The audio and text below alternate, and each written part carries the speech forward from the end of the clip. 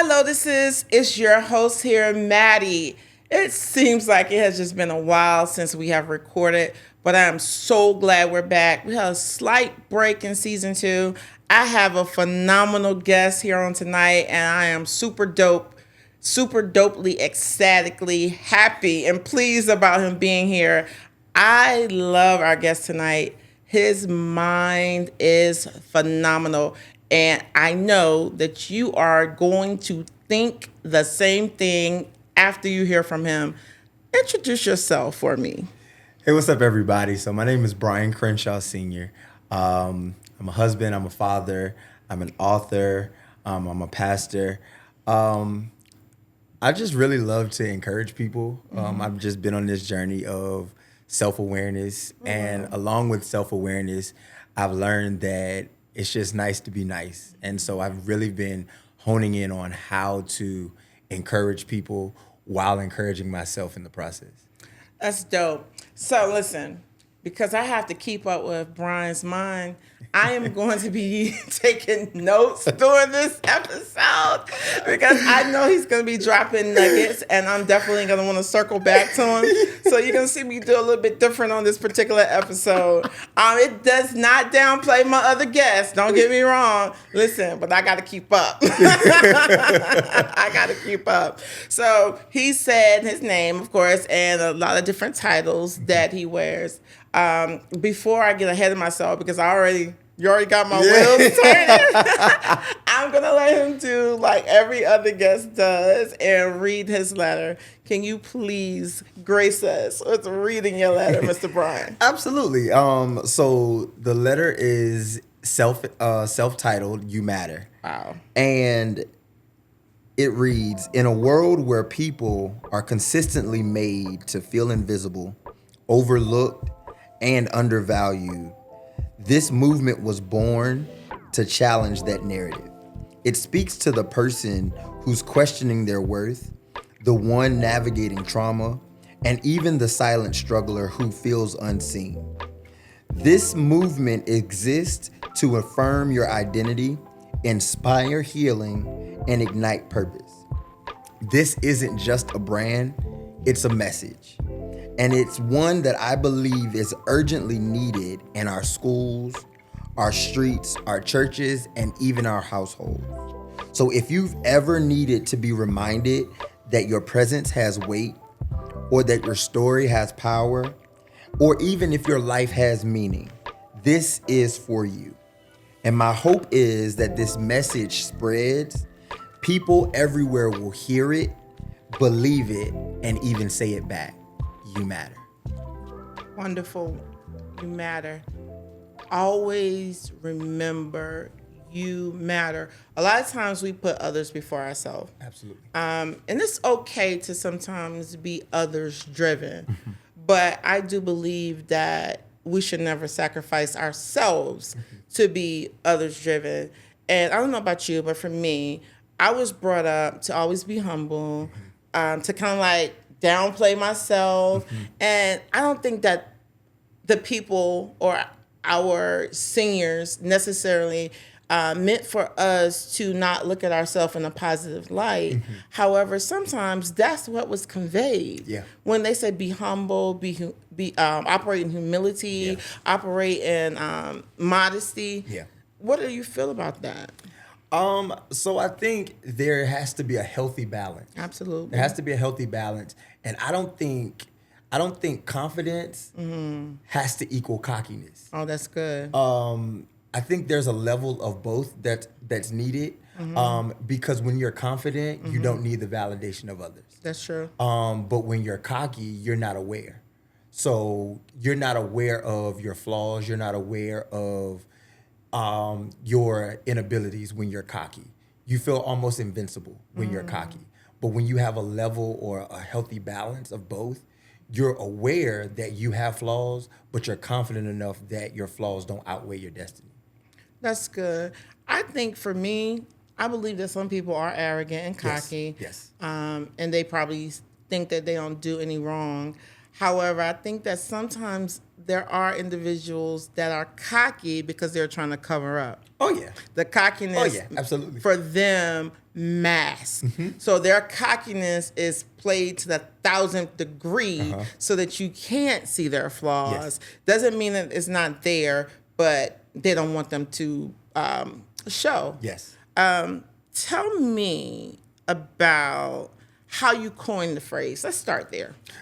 So You Matter really came from a place of being self-aware, and just having some time to sit with myself. And I'll say this from the jump: therapy is necessary. I started doing therapy, and I started to dive into why I thought the way I thought, why I spoke the way I spoke, things that made me tick. And I realized that I live life through a lens of my inabilities. And I realized that I was screaming to people, like I was screaming for help, but I also wanted to know that I mattered. You know what I mean? In a world where I was consistently being the second man or the afterthought, I wanted somebody to tell me, you matter. And I realized that if I felt that way, I'm pretty sure that there are other people who feel that same way. So I started to project that message to people. And it started to be a more reflective message, because I wanted to be able to look at every piece of paraphernalia that I put on and read it before I put it on. So I would say, you matter, when I put it on. So I was talking to myself. Gotcha. You know what I mean? So that's where that came from. I was really healing myself. So you're saying your inabilities sought out validation? Yes, absolutely. Got it. Absolutely. And that came from, so I'm the youngest. I'm the Okay. youngest of 3 boys. My father is a very prominent pastor in our area. All my life, and I tell this story everywhere I go, all my life, I was named either his son or their little brother. Gotcha. So I don't think I had a name until I got to like 10th grade. People knew me as Eddie's little brother or Andy's little brother or you're Bishop Crenshaw's son. So I never really had an identity. Everything that I did, everything that I said, everywhere that I went was tied into their reputation. Until one day I started to ask myself, who are you? You know what I mean? And I never really had anybody to speak into who I was, absent of what I did. I love this. I love this. And I'm not just saying that. Sometimes we say we love something, but we really don't. It's just something it's a phrase we've coined. Yeah. And then it's kind of like lost its because we're always using it. Right. But I actually do love this because a lot of times the baby of the family is viewed as being spoiled. And you're right. Yeah. We may do a lot for the baby. I have a baby son. Yeah. And everybody in the house does for him. Yeah. However, it is very important that we don't live or operate in someone else's shadow. Yes. Because it's like you said, you matter. So now I'm hearing you say, this is your daily affirmation Absolutely. to yourself. That's how it started. Absolutely. As you affirming you. Yeah. As you being your own person that was your cheerleader, that you understood, I don't need validity from the world. Yeah. I'm going to start here. Yeah. So with your self-awareness, I'm also hearing you say you had to find or dig deep to see where your flaws were or what your hangups are. Is Yes. that what you're saying in Yes. your self-awareness? Yes. Were there anything outside of you being the baby or trying to find your identity that made you try to find out more about you? What made Brian tick? I think having children. And I have 2 beautiful daughters and a son. My oldest, who just is getting ready to graduate from high school. Okay. Next week or week after next. Gotcha. She's getting ready to be a freshman at North Carolina Central. Yeah. And so then I have Addison, my middle daughter, and Brian Jr.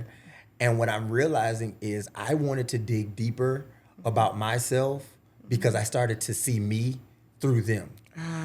And honestly, me and my wife talk about it all the time. My son is like the purest form of me. And even in his purest form of me, I still see areas that were unaddressed, if you will. And him at 7, I'm trying to figure out how to speak to the 7-year-old in me that was never spoken to. So me saying you matter is, again, my daily affirmation, but it makes me address those things that were never addressed with me. And that came from me seeing myself through my children. That's amazing because our children do watch us. Yes. Lotuses, listen. Our children watch us and they mimic us because especially at an impressionable age when they're younger, they want to be like us. Yes. And we want them to be the best version of us. Yes. So what we display is very important. Absolutely. I applaud you. Yeah. Seriously, I applaud you for that because you're working on you now to help them work on them now. Yeah. And I often say, I don't want my children to have to recover from me. They may have to recover for some things that happen out in the world, but I don't want them spending their entire life trying to recover from being at home with their mother. Oh, yeah, absolutely. That is, to me, a level of, I want to say disconnect, a level of disappointment. Oh, yeah, absolutely. That I really cannot internalize or convey. I can't even put words to it right now. That's how deep that resonates with me. Right. And I haven't been perfect. So there are some things, and this is a place of vulnerability. There are some things that they have to recover from because of me, not because of their father. Like sometimes we want to point fingers at others, and I got mine pointing back at me. Yeah. All of this stuff is not from outside factors. They are recovering from me. Absolutely. So that's why I really do big up and salute you for that. Yeah. You've told us how you've coined it. You've told us how you applied it. I heard you say daily affirmations. How does you matter show up in each area of your life? Because you introduce yourself as Brian the husband, Brian the father. I heard you say pastor. I'm an author. Yeah. Author. Did you tell them musician? Oh, no, I didn't say musician. Musician. Yes, I am a musician. And you have a podcast. I do. Listen, Brian does it all. So how does you matter show up in each area of your life? I understand you started with you, but how do you convey that message to others? Just finding the significance in all of those areas and just really encouraging myself to show up as my best self in all of those areas. One thing that I realized early on, and this is something that I had to like fight through, I was a people pleaser. And I realized that I could not be all things to all people. You know what I mean? And a problem that I had was if they were disappointed, I felt like a failure. Wow. So I had to realize that even if you show up as a husband and she's disappointed, you still matter. You know, even if your children are upset with you, you still matter because you showed up as your best self. You know, in all of those different areas of my life, you matter speaks to who I am and not what I do.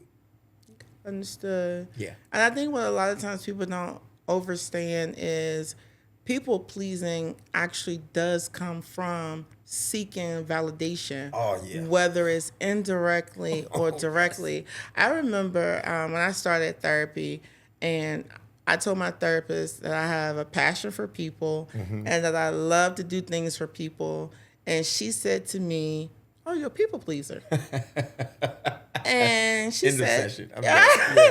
people pleaser. And she was like, "Oh, why do you do it?" So I'm telling her again, I have a love for people. I have a passion to see others do well.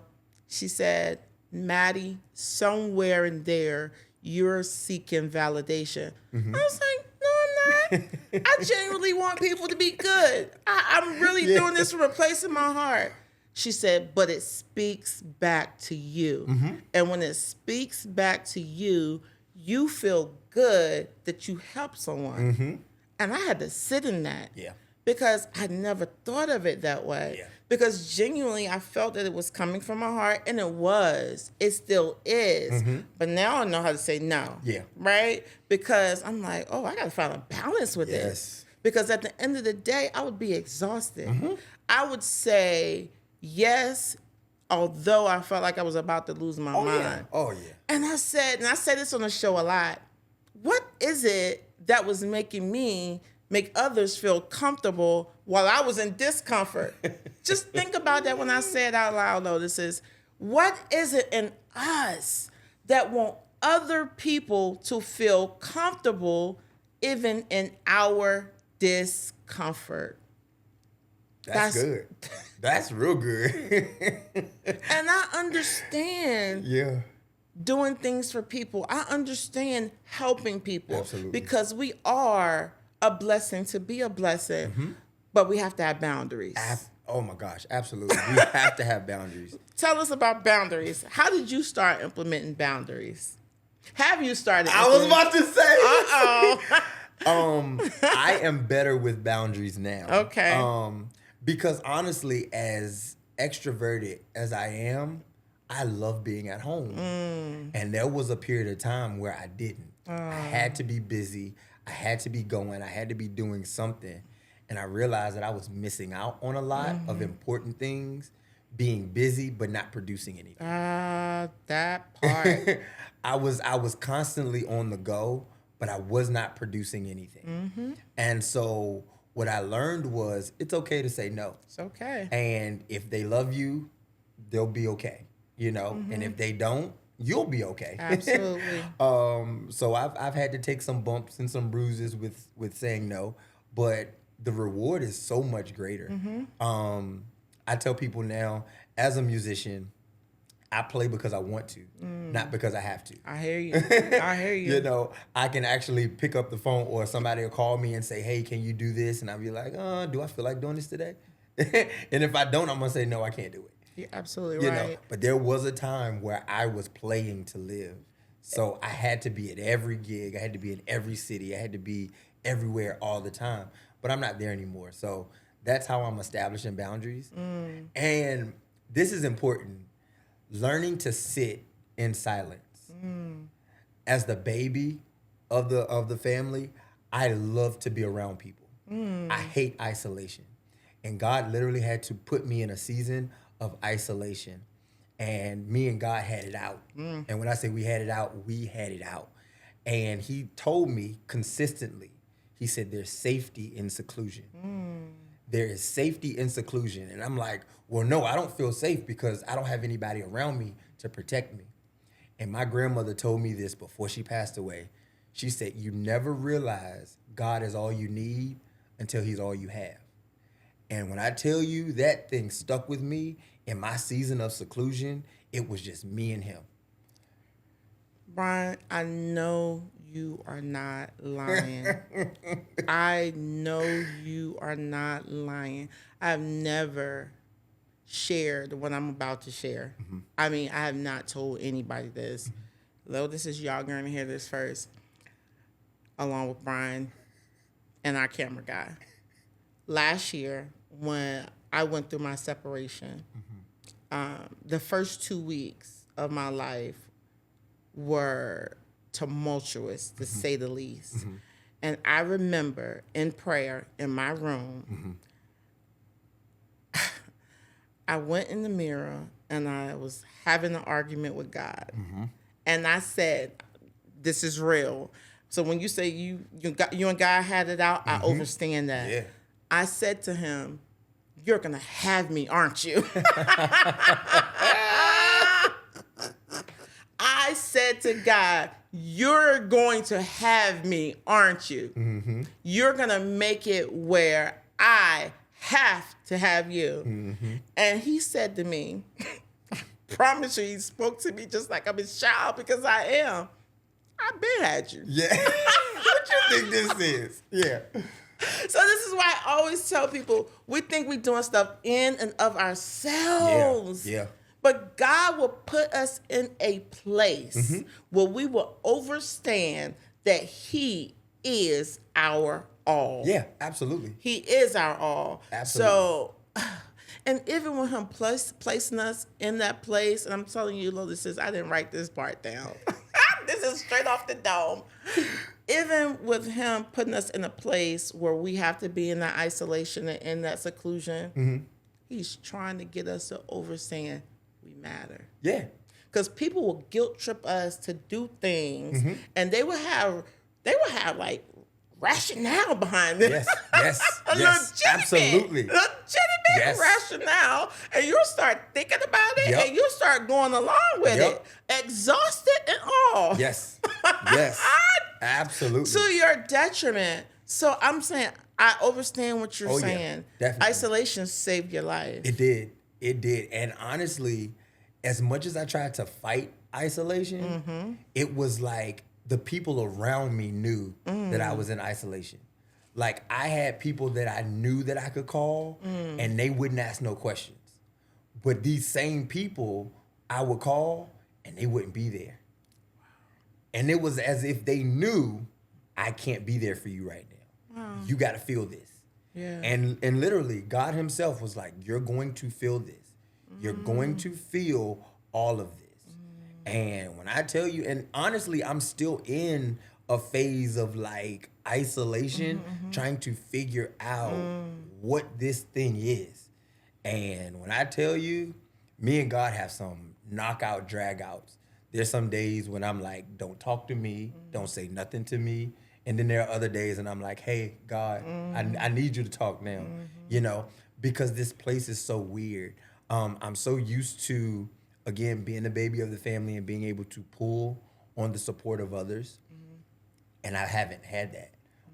So again, this daily affirmation has really been my fuel, just letting me know that in my darkest days, somebody's going to see you. Somebody has to see you. Somebody has to hear you, because what you have matters. I love the point that you just made. Can you tell me, let me back up. Sometimes I feel, and I want to put the I feel in there purposely, I feel that men are left out of mental health. I feel that sometimes we want them to be strong, and I get that some people will see them as a stronger vessel, and then some people will see them as the weaker vessel. That's another show. Tell me, how does you matter fit in the male kingdom? Okay. Are you laughing? I am, because nobody knows this. Okay. When I say nobody knows this, well, Alexis knows this. My wife knows this. Okay. But You Matter started in its inception as Men Matter. Wow. And it was an initiative I wanted to do for men, for young men, for husbands, fathers, people trying to figure out their careers, the whole nine. So that's where the Man Cave came from. Okay. Just really wanted to create a safe environment for men to be men. Absolutely. We turn it on from the time we wake up. We have to be something to somebody, and we never have that space to just be, you know. And a lot of times that's because we were taught that men, instead of seeing each other as comrades, we see them as competition. Gotcha. So it's hard for a man to be vulnerable with another man because we feel like that man is going to use our vulnerability against us. And I wanted to create a space for men to just be vulnerable. We all have issues. We all deal with, you know, whatever. So this literally started because I wanted to say men matter. And then I realized, hey, men need to hear this. Women need to hear this. You know, children need to hear this. Everybody needs to hear this. But literally, this started as a men's thing. So yeah, that's how they fit. I want you, if you would, take a moment right now to tell men how they can show up for themselves each day. Because it's I can say different things, but I'm a woman. Yeah. Men need to hear this from another man. Yeah. How can men say to themselves first, before they say it to their wives, girlfriend, children, the world, on the job? How? And I heard what you said, that you said yourself with the daily affirmation, but we know each man has their own unique struggle or challenge. how can they start showing up for themselves daily with you matter? So I want to first say this. You are seen. You're seen, you are valued, you're cared for, you're loved. And a lot of times, us as men, we are taught that our value is placed on what we own. That's good, Our Brian. worth is placed on what we can produce. But I want to let you know, even if you haven't figured out what you have produced yet, what you have still matters. So I want you to show up every day as the best husband you can, the best son you can, the best father you can, the best coworker, the best person in your community. I want you to show up knowing that you're putting your best foot forward. And I want you to know this as well. Everything isn't for everybody, but everything is for somebody. So you may not get them all, but there's somebody watching you. There's somebody learning from you. There's somebody waiting for you to see the value in yourself. It may not be big. You may discredit it. You may disregard it. But I want you to know that somebody is waiting for you to come forth. Somebody is waiting for you to produce. I don't know what your dreams are, what your goals are, but I want you to show up every day with that on your mind. Your goals matter, your dreams matter, and most importantly, you matter. I love it. I love it. Are you still doing the man cave? Yes. Can you tell the listeners how they can chime in? Yes. So I'm doing two parts because some of the ladies kind of felt left out. So the man cave is every Monday. Okay. I do a live Zoom. It's just us guys. We jump on Zoom. We talk for about an hour and a half. We have open forums. Sometimes they're topic-driven conversations, but you can join me on Zoom every Monday at 7. And then I have Live from the Cave, which is my podcast, and I talk to everybody. We're diving into a series now called Trapped in Trauma. And it's talking about the traumatic experiences that we face that have trapped us and have manipulated how we move through life. Absolutely. Some of the topics are the trauma of abuse, the trauma of grief. There's one episode that I'm working on, and it's so personal. It's just the trauma of rejection. Feeling like you're not enough. Absolutely. You know, listening to other people, basing your life based on the opinions of others. So yeah, that's Live from the Cave. So yeah, that's how you can join me on the Man Cave Mondays on Zoom, or you can catch the podcast on YouTube. So yeah. Cool beans. I'm sorry, when is the podcast on YouTube? The podcast is coming out. It's premiering June 2nd. Okay, June 2nd on YouTube. On YouTube, yes. And the Zoom information. The Zoom information is the Man Cave. I don't have the actual login information. Okay. I can get that to you so you can kind of. And we'll post this, Yeah. Listeners, at the bottom of this episode, Yeah. because I do want the men and the women Yes. to be able to take advantage of both of Yeah, the definitely. cave opportunities, the Yes. cave experience. Yes. Y'all got to understand Yes. that cave experience is something personal. When you have to go in there by yourself in that cave Yes. and sit with yourself, your ugly self. And that's why we stay busy sometimes, because we don't want to deal with ourselves. The silence of our thoughts becomes so loud. Yes. And Yes. some of them are accurate, and some of them have been built based upon traumatic experiences because our lens has become dirtied and we have not taken the time to clear it.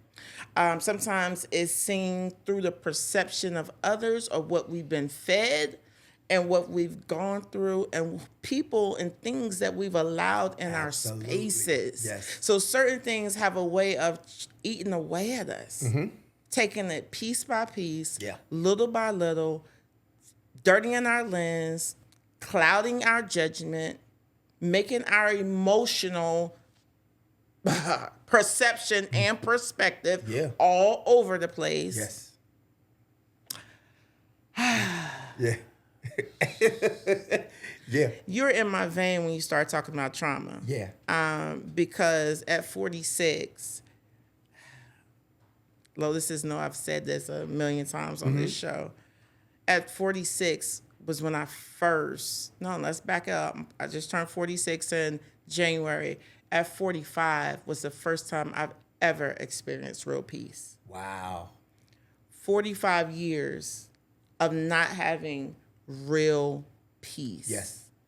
And now that I have it, I won't allow anybody to compromise it. Yeah.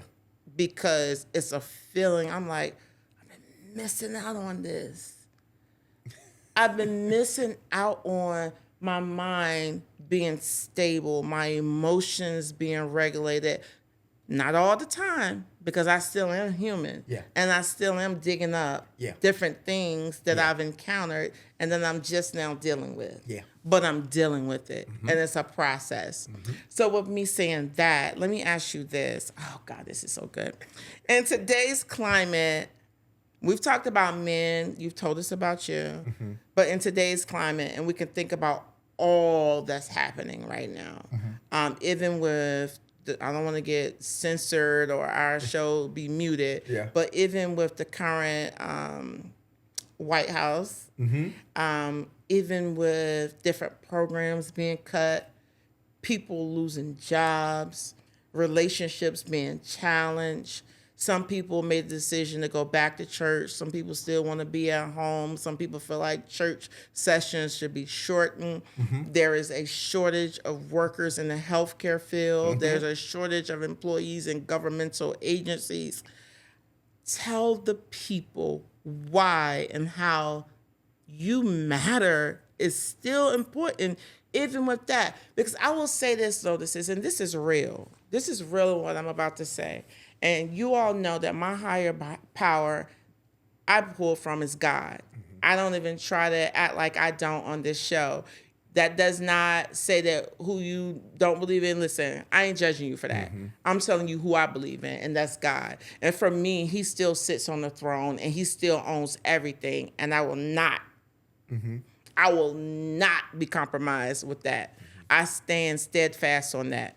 However, I do want to say that frustration, anxiety, worry, doubt is on an all-time high. Not just for people who don't tap into my God, but even those that believe in my God still wrestle with those feelings. So with that being said, how does you matter speak to them? So Brian doing a lot of laughing at me tonight. because when I tell you, I've never really had the opportunity to expand on where this birthed from. Oh, So this is amazing to me because I was one who suffered with or suffers with anxiety. And for a long time, because we didn't know how to identify it or define it, it was, oh, you'll be all right, pray about it, or get over it, or, just do whatever. And we never really had the awareness to define what it is that we were experiencing. But when you know better, you do better. Absolutely. When you can define something, it teaches you how to attack it. So in that regard, when it comes to everything in life, and when I say like the political race, when you talk about the shortage in healthcare, like I work in healthcare, so I get it. All of the different facets of life, it's about knowing, one, who you are, and like you said, whose you are. I live by this mantra: the heart of the king is in the hand of the Lord. And that's what I live by. Whatever they decide to do in the White House, if it's going to affect me, it's got to go through God first. Whatever they're going to do with healthcare in my job, if it's going to affect me, it has to go through God first. And I realized something in my years of living: God has never failed me. never. And I don't think he's going to choose right now to start. No. So I think in that, you have to know that at the end of the day, he's got all of this in control. Absolutely. We always use the scripture, Romans 8:28, for we know all things work together for the good. And one thing that I've realized in the midst of this is it may not feel good, but it's for good. Yeah. You know what I mean? And we have to minimize and attack our expectations of what good means. Because God has an idea of what this is going to do for us, but we're not focused on what it's doing for us. We're focused on what it's doing to us. And we don't even realize that the to us is even for our good. Absolutely. Because it's breaking us. Before I go to, Brian told you I got to write stuff down. I'm with it. Before I go to this next thought that's in my mind, I want you to explain to the listeners what the phrase that you said, the heart of the king is in the hand of the Lord. So that's scripture, but in essence, what that means is the heart of the king or whoever's in rule, it's all under the control of God's hand. That's what I wanted you to say, because not all our listeners Gotcha. are aware, and I want them to be able to understand. Got it. So whoever's in control, it has to be at the behesting of God. And I said something, I think it was yesterday. I posted a video, it was a day before yesterday, and I said, what if God is not trying to bring you out? And I got a lot of flack from that. But what if God is not trying to bring you out? We're praying and saying, God, bring me out of this. Bring me out of that. I need you to get me out of this. And he's not moving. Maybe he's not trying to get you out of it. Maybe he's trying to get it out of you. Absolutely. So he's got you where you are. You're dealing with what you're dealing with because something is in you that has to come out. Absolutely. Every time. Yeah. Every time. And so that's honestly how I've been looking at all of this. God, I know the desires of my heart, but you know the desires that you have for me. Absolutely. So I need to minimize my expectations and just submit to whatever you have. I just shared that with my baby boy. Listen, Yeah. baby. Yeah. With my baby boy. I said, you have a plan, but what's God's plan? And I also asked him, I said, well, have you been praying? And he's, I hope he don't get me about this. Yeah. But he knows his mom is an open book. And he said, yes, I've been praying, telling God to let it be in his will. I said, oh, so now you're telling him what his will should be. Right. So he had to think about it. He was like, but I thought we were supposed to pray and ask God. I said, but you were just telling God. And I was like, even in your asking, what if it's not in his will? Yeah. So pray his will, that his will be done, because his will for you is going to be greater than anything that you can ever ask. With me and my anxiety and frustration, this is a nugget I was saving in regards to what Brian had said earlier. My anxiety, and I wrestle with anxiety as well. Not as bad as I used to, and I'll tell you why. My faith has increased. Gotcha. My level of faith, and people look at me and they're like, your level of faith? My trust in God. So what God had to say to me when I asked him, I was like, God, why am I so fearful? Why am I I have so much anxiety? Why am I always so skittish? And he told me, he said, it's because you have confidence in yourself. Ooh-wee. And when it's outside of your control, you have not learned to trust me. Yeah. As long as I could see it, as long as it made logical and analytical sense, I could move with it. But the moment I couldn't see the end result, it became a problem. And what I had to learn is, even when I could see, it was still him walking me step by step. It was never of me. So my confidence was not in him. My confidence was in what I could do and what I could see. So when I didn't see it, that anxiety hit the over. Roof. Hit the roof. It had to make sense to me.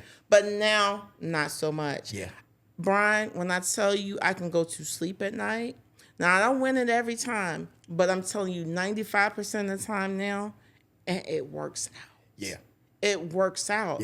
But it's a new level of trust, and I didn't get there overnight. Oh, yeah, absolutely. Some things really I had to sit on my hands. Some things I had to go go and do something else. And I'm not gonna lie, sometimes I did pick it back up. Yeah. But for the most part now, I just let it play out. Yeah. And he has our best interest. That's why I was getting to, Lotus. I know it took me a while to get there, but that's what I was getting to. That the point that you made about how it's not always feeling good, but it's for the good. Yeah, absolutely. I love that. Oh yeah, absolutely. I love that. And I had to learn that. So I went through a season where, honestly, I've been a musician all my life. I've been a professional musician now 20 years. Oh, wow. 20 years. Okay. And there was not one place that I could go that people would say, oh, he's a bass player. Oh, he's a musician. And the pandemic happened. Okay. And my world shut down. And when I say it shut down, it shut down. A week prior to the world shutting down, I had just gotten a contract to do a residency in Vegas. So my life was getting ready to shift. Okay. And I'm preparing, and I talked to my wife, and we're like, hey, this is how we're going to work this out. And I just couldn't get comfortable with it. And I didn't know why. But I was still wrestling with ministry because I had just came into ministry, and I was preaching, and I didn't want people to know me as just a musician anymore. I wanted people to take me serious as a preacher. And that week came and the world shut down. The contract was gone, gigs shut down, everything. And I'll never forget it. I was in church. It was December. And God was like, I'm changing your stage. And I was like, okay, I don't know what this means, but okay, I hear you. He was like, I'm changing your stage. You thought you were going to stand on one stage. I'm about to put you on another stage. And I said, okay. But I had to wrestle with the unfamiliarity of just not knowing how to maneuver on this stage, and I got comfortable in it because I was in church one Sunday and somebody had mentioned that I was a bass player. And somebody looked at me and said, I didn't even know you played bass. And something was like, what? You didn't know? Like, I've been doing this for a while, but I was trying to change my stage instead of letting God change my stage. I hear you. You see what I'm saying? I hear you. And so that anxiety that you talk about, I was trying to figure it all out because I heard what he said, but I wanted to assist him. I wanted to help him help me. Hey, God, I know what you're trying to do, but let me help you because this is going to feel better for me. And you coin it as you doing your part. Yes. Yep. Faith without works is dead. I'm doing my work. I hear you. But yeah, I literally had to learn how to sit in that ambiguous space. Like, what's next? I get you. What's gonna happen tomorrow? Where am I gonna go tomorrow? And so that didn't feel good. That did not feel good at all. And now I'm learning to just kind of let God do what he's gonna do. Even this space that I'm in now, there's a part of me that wants to like grab it by the horns and control it all. But then I wake up every morning and I'm like, okay, God, whatever you want to do, I'm going to let you do it. Right. I feel you because what you just said right then, you wake up some mornings and you kind of still want to put your hands at it. It brings me back to what you said earlier, and I was going to say something about it because I understood that concept. Like sometimes when you're at home and you're not doing anything, for me, I feel guilty because I'm so used to always doing something. Yes. So now when I'm sitting down without doing anything, I start saying, well, God, I can make use of this time and be doing this and make use of this time. But the body and the mind needs to recharge. Yes. If we're constantly pouring and not being recharged, we become no good for ourselves or others. Yes. So I understood what you said about that. And then I'm telling you, Brian just keeps my mind going. So even when you said a few moments ago, you were referencing how you wanted people to take you serious. And I thought about the validation piece that you shared with us, so I can speak on this because he shared it. Absolutely. I was like, oh, he was really serious. The validation aspect or needing it at some point did show up in every area of your life. Every area. So I want to ask you this. With you wanting people to take you serious, did you change the way that you showed up? Yes. Okay. I did. Okay. So even with the you matter, how does that help your show up? that was my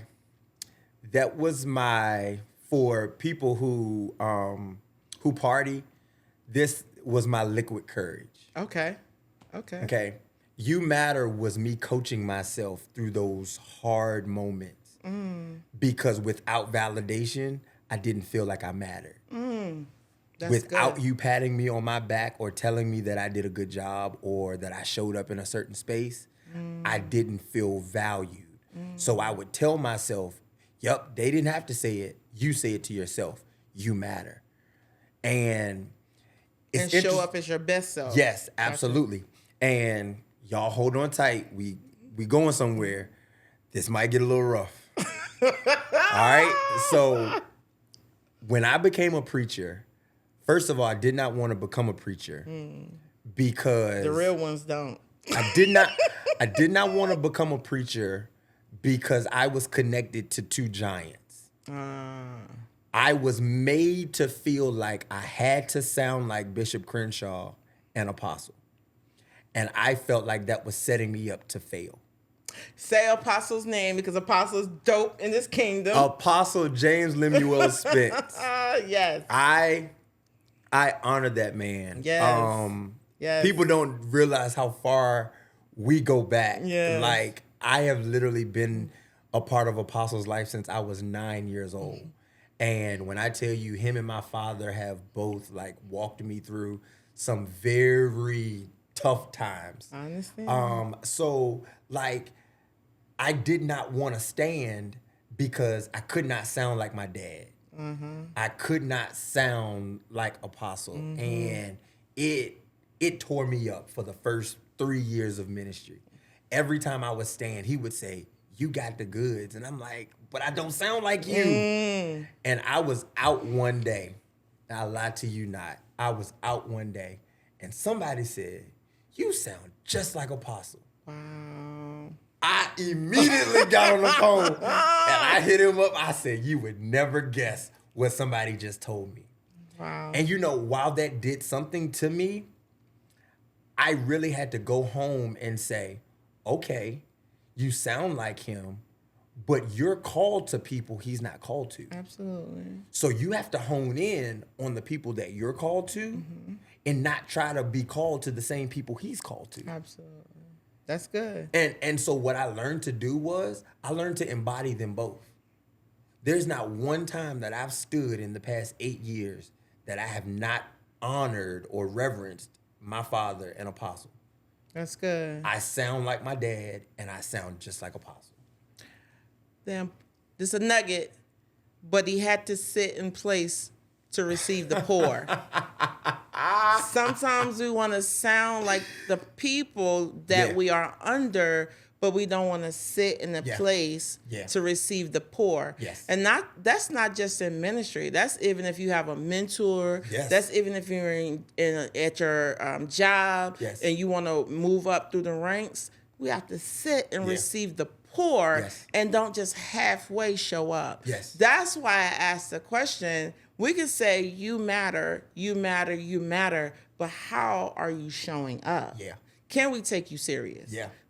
Even if you tell yourself that you matter, what are you resonating with or displaying to people? Yeah. For them to take you serious and feel like you matter or even want to hear from you. Not saying that you mattering to them for validation or to put their stamp of approval on you. But at the end of the day, if you're doing things and you're out in the marketplace or you're trying to push your vision or you're on podcasts or whatever it is, people gotta take you serious. You have to. Your brand can't be shabby. Yeah. And a lot of times we're gonna display less than spectacular. I was about to say perfect. I'm trying to steer away from that word because perfect does hold us to another level, especially those people who are perfectionists. Help me, Lord. And now I had to embody the mantra of sometimes it just has to be finished. It's not going to be perfect.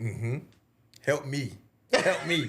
Because I am a perfectionist. Like, I can remember, and I tell this story often, even with my children when they were younger, when I would go pick them up at my mom's house, they would have toys everywhere. And that would pluck my nerves. And they would say to me, you can't make adults out of children. Oh, gosh, help me. You Jesus. can't make adults Help out of me. children. I was like, they ain't doing that in my house. Or if they did it, it was in one room. Yeah. But my mother would allow them to have toys from the front door to Yeah. the back door. I'm like, listen, y'all can play with all these toys Yes, at one time. yes, yes. But that was the perfectionist in me being placed on my children. Yes. Watch this. And vulnerable. That added pressure to them. Oh, yeah. And other areas of their life because they felt like they had to be mini perfectionists. Oh, my gosh. True story. True story. I coached my son's 7-8 baseball team. He wanted me to coach. And I'm like, okay, this is a chance for us to bond. And so he's never played organized sports before. He wants so badly to seek my approval. Wow. And when I say it's unhealthy, and I know where it comes from. That's why I said I had to work on me because I see him in me or me in him. He would be in the game, and he wouldn't pay attention to the game. He would pay attention to me. And I realized that he's not out there to play the game. He's out there to please me. And How did you help him? How am I helping him? Okay. So it's gosh. Woo. Y'all ready for this? I told you this couch. Yes, Lord. So it's healing for him and it's therapy for me. Because in the moments that I see me show up through him, I'm having to dig back to what did I need as a 7-year-old? What was I screaming for as a 7-year-old? That's good. And so what I'm trying to do now is parent not from a place of being a victim, but a place of awareness. I'm not bitter about my childhood, but I know that something different could have been done. Absolutely. You know? So when I'm screaming at him, because I scream at all of them, I'm just a passionate coach. I want him to hear this is coach screaming at a player, not a father screaming at his son. You see what I'm saying? And I have to like walk him through that because the moment he knows he disappoints me, he shuts down. Gotcha. He doesn't want to do anything. And then that makes me even more upset because not only am I a perfectionist, but I'm a competitor. I am competitive at everything I do. So I want him to be competitive. And sometimes I don't give him that space to just become. You know, he may step on the baseball field tomorrow and realize, I don't want to do this anymore. He's 7. He can do that. At 7, I couldn't do that. If you put your hands to something, you're going to finish it and you're going to do it well. You know what I mean? As his coach and his dad, even when he, and this is not for me to ask Brian about his personal life. No, but it's as fine. but as parents in general, Yeah. This is a good place. Yeah. This is a great topic. With you being his coach and his dad, are you able to just say to him sometimes, even if he did a less than great job, are you able to say, "Great job, son"? I'm working on it. So here is. He's been truthful with us today. And when I tell you I'm working on it, I'm the youngest of 3 boys. I got you. So everything in my life has been competitive. I played basketball because my brothers played basketball, and I had to beat them. I played football because my cousins played football, and I had to beat them. I ran track, and I got dust everybody. yes, because I had to, outdo my brothers. You're the baby. You have a point to prove. Exactly. And it was one day that I said, you know what? To heck with this. I'm going to the band. You went to your own lane. Yes, I said, because nobody can outplay me. You know what I mean? Like, yeah, my brother is a musician, but I'm the musician. And I'm like, you know what? I'm going to make my own lane because I was tired of stepping on the track, people saying, you going to beat your brother's record? You going to beat your brother's record? I was tired of that. And so everything about me is competitive. So when my son gets out there, in me personally, again, going back to that void of validation and not being enough, I want to be out there and say, I'm coaching my son and my son is killing it. So when people say, oh, he's killing it, it could all point back to me. Oh, my dad's the coach, you know? I hear you. I So hear you. it's hard for me coaching 7, 8-year-olds because in their league, nobody loses. I heard you just give your own self therapy right then. Oh yeah, What absolutely. I heard was, I'm gonna tell you what I heard. Okay. I heard you left from doing something that wasn't your vein. Oh, yeah. To going to your vein, right? And I heard you earlier say your son is on that field for you, which may not be his vein. Absolutely. But he's there for his dad. Yeah. And the only thing that he's longing to hear is, great job. Yeah, you're doing a good job. And here's But Coach Brian. oh man. So this is a prime example. Last week's game, they killed it, right? 7, 8 years old. I don't have a high level of expectation for them because none of them have ever played before. Gotcha. They won the game. Brian Jr. hits the game-winning hit, right? He brings the batter in. They win. Okay. They're excited, right? I'm bragging about it the entire time. They come out the next week and they get slaughtered. I mean, they get beat bad. The competitor in me is hot because I'm like, where was this team at from last week? And they run in the dugout like, you know, like little kids, like, yay! And I'm hot. I mean, I'm boiling. And so one of the little kids who doesn't know any better, he was like, we won. And the other coach was like, yeah, everybody's a winner. And I'm looking at him like, we did not win. Oh my goodness. Do not lie to those kids. We did not win. You know, but I had to talk to my son on the way home. And I said, you know what? Did you feel like personally you did your best? And he was like, yeah. And I said, that's all that matters. Wonderful. And I literally drove home in silence saying, Brian, get yourself together. He doesn't need to see this. Get yourself together. But I'm working on like did your best. Yes. I'm working on affirming him because I know what the lack of affirmation did to me. Absolutely. Absolutely. I played, and people don't know this. I don't know if you know this, but I played because that's how I got close to my dad. No, I didn't. My dad's a musician, and that's how we connected. Wow. And so for the longest time, my dad didn't want me to play. And my dad kicked against me playing for years because he just did not want me to see the road. He didn't want me to see that side. But it was something pulling me towards him. That's how we connected, music. And music has taken me all over the country, you know. But I realized even in that, I was still waiting to hear my dad say, good job.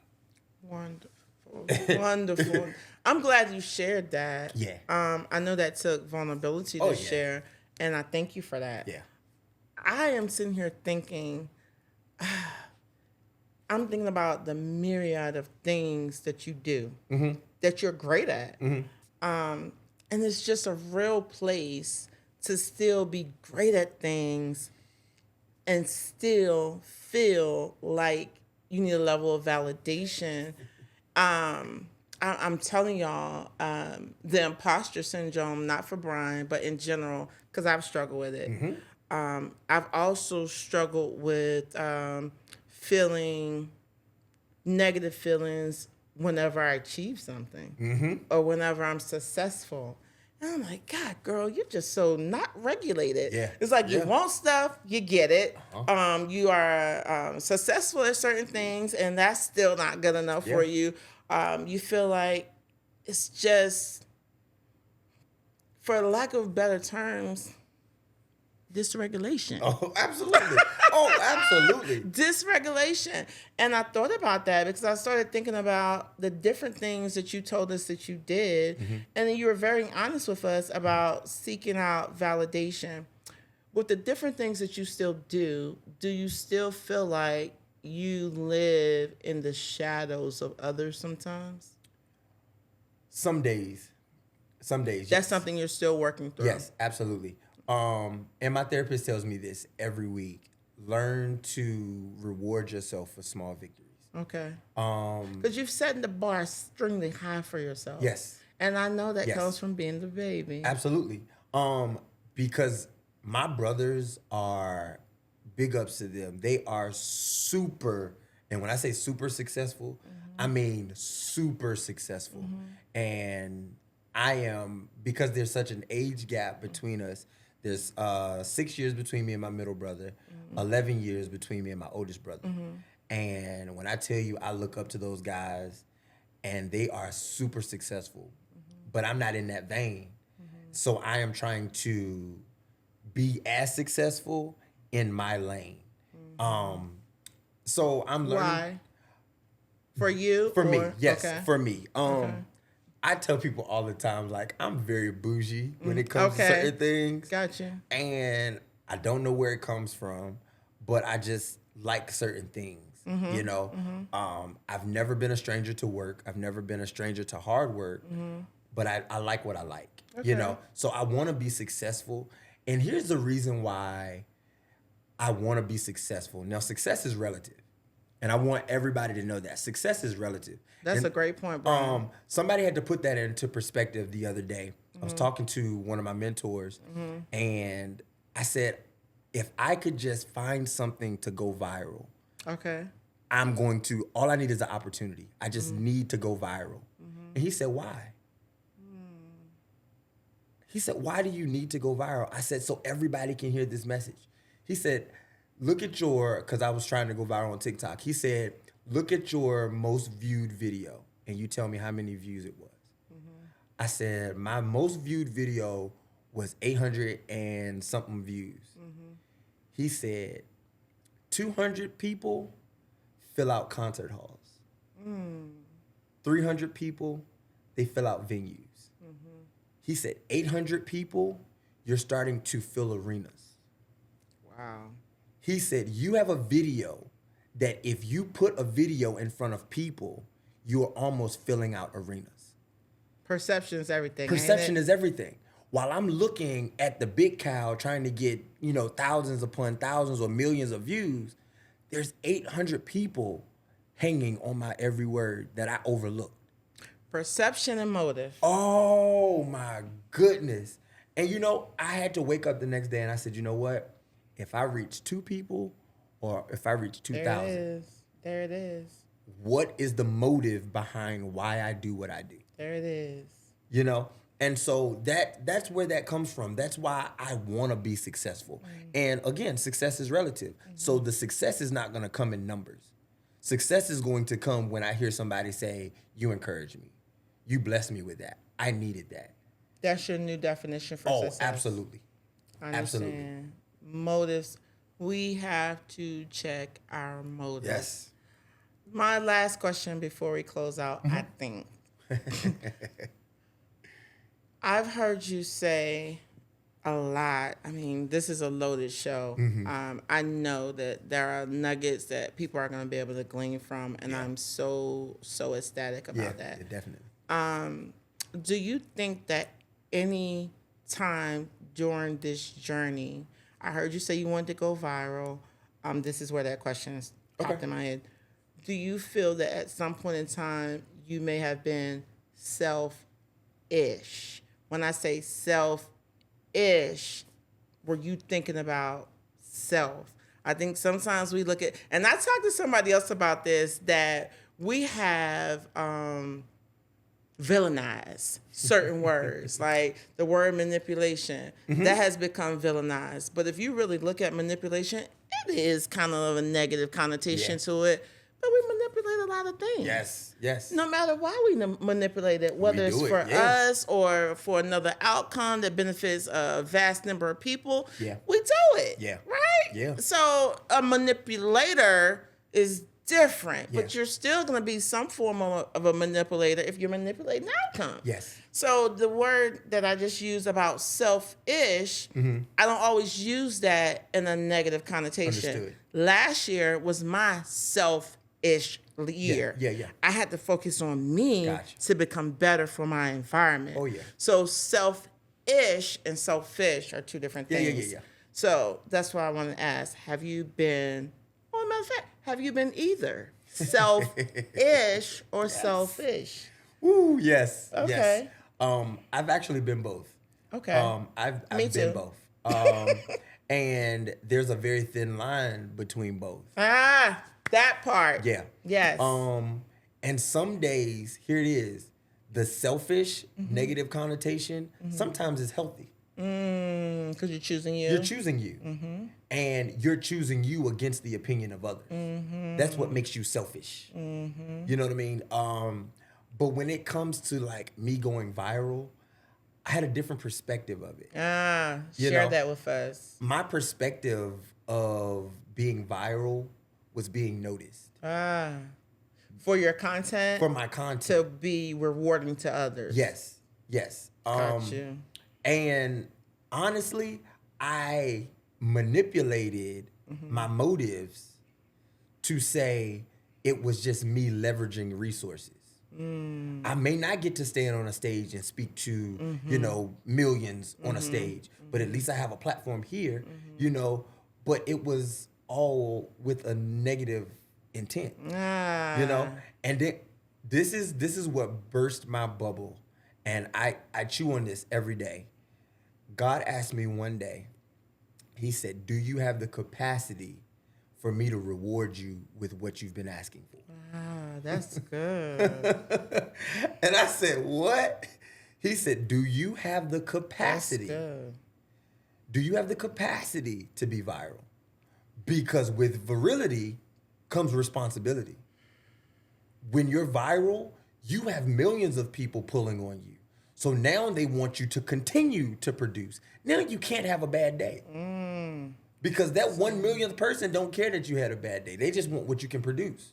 That's good. So do you really have the capacity to be all things to all people? Are you ready for it? Yeah. Are you prepared for it? Can you keep it up? I get you. And here, today, I text one of the people that I work for. I help a church do their music department or whatever. And so I text a person that I work with, and I said, can you do this today? Because I'm just not having a day.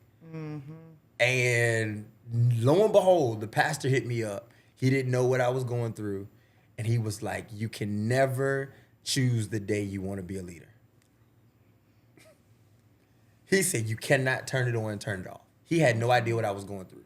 But today I just did not feel like being that person. And he encouraged me, you cannot turn it on and turn it off.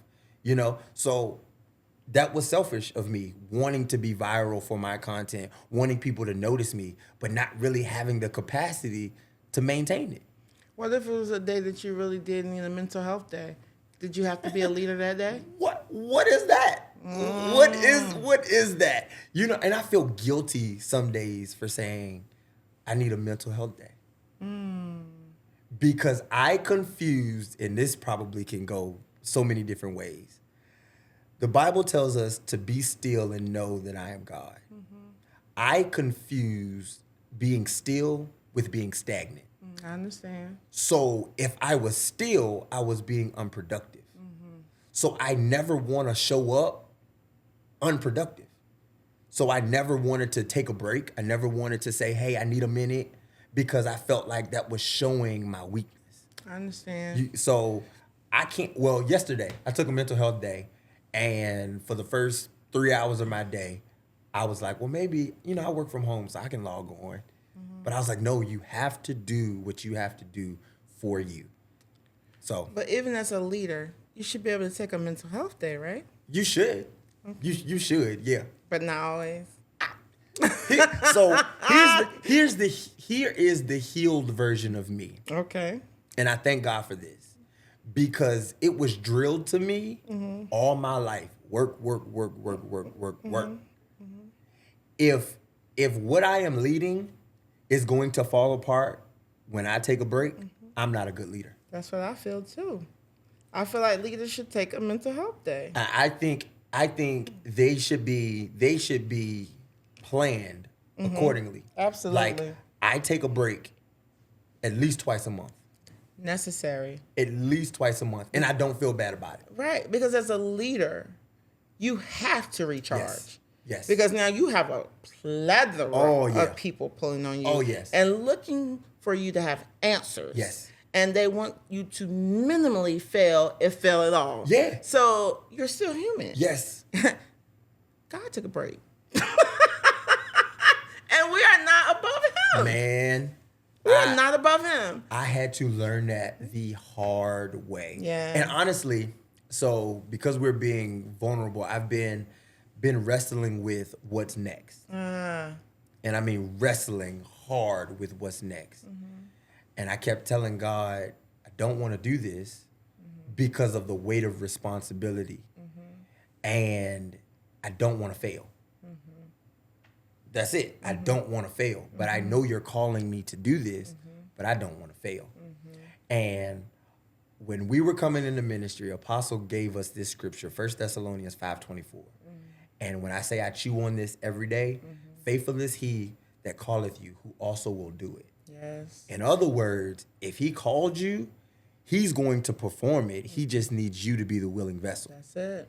He's not going to fail. Never. You see what I'm saying? Never. And so I am learning all of these alternative methods. And I say alternative because they weren't drilled to me growing up. So I'm learning them in my own path. And I'm learning how to be my best self by taking a break, by saying no, by making smart decisions, working smarter, not harder. A lot of those things. But just to produce what's in me that I know is God-given. Absolutely. Yeah. This is something I just thought about, and this is so accurate. The perfectionist despises process. And I say we because I told y'all I have to have talks with myself. Sometimes it just got to be finished. It's not going to be perfect. But the process, because we want to get there. We don't want to waste time. Yes. We want to build it in one day. Yes. Yes. We want all the pieces to come together. We want to know, why is there a break? Why we just get it done? Yes. Get it done. Yes. The perfectionist Yes. and process don't go together. So my first book, Planted in Purpose. I've never been a person to do yard work. My family teases me because I had allergies growing up. And so my grandmother would make them go outside and work in the garden and stuff. But I had allergies, so I couldn't go outside. But when I got older, I found an affinity for doing yard work. Gotcha. I would cut grass, I would plant flowers. It was just my sanctuary, right? And God dropped this book in my spirit, Planted in Purpose. That's where my business came from. And he said, you may feel like you're stuck, but you're planted. Wow. And he took me through the process of planting a seed. My favorite chapter in that whole book is called Surviving the Season Called Stuck. When you feel like you're stuck in process and like nothing's happening, but everything's happening at the same time. You see what I'm saying? I sure do. And like you said, like we despise perfectionists. We despise process. And there could be a lot of things happening. And for the average person, Yes. it's a lot. Yes. It's overwhelming. Yes. But it seems like the more moving parts, Yes. the better. Because we feel like Yes. we're being challenged. We feel like we're really doing something. Yeah. That's why it kind of bothers us just to sit still and not do anything, because we're used to having a lot of things working in tandem. Yep. And it doesn't make us feel overwhelmed. It makes us feel overwhelmed when we're not doing anything. Absolutely. So I totally get it. Yeah. We could be making headway, like Yeah. significant headway. Yeah. And it's just not enough. Yes. But I get it. Yep. And that does, honestly, when things have to be perfect, it does speak to the validity and the needing of validation. Yes. So I get it. Listen, this has been so dope. been Like, this can go so many different places. Yes, absolutely. I want you to tell the listeners, how do they book you? Okay. First of all, thank you for having me on this platform. This has been amazing. Thank you for coming. Yeah, absolutely. So on all platforms, Facebook, Brian Crenshaw Sr.